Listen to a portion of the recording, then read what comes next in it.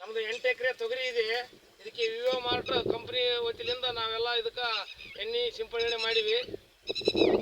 ಈ ಥರ ಬಂದಿದೆ. 2 ತಿಂಗಳು ಬೆಳೆ ಇದೆ ನಮ್ಮದು.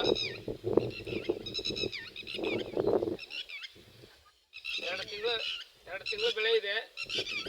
ವಿವೋ ಮಾರ್ಟ್ ಕಂಪನಿಯಿಂದ ಎಣ್ಣೆ ಸಿಂಪಡಣೆ ಮಾಡಿವಿ. ಇದಕ್ಕೆಲ್ಲ ಒಂದು ಬೇರೆ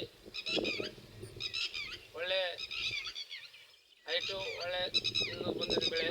ಈ ಥರ ಇದೆ. ಟೋಟಲ್ 7.5-8 ಎಕರೆ ಐತೆ.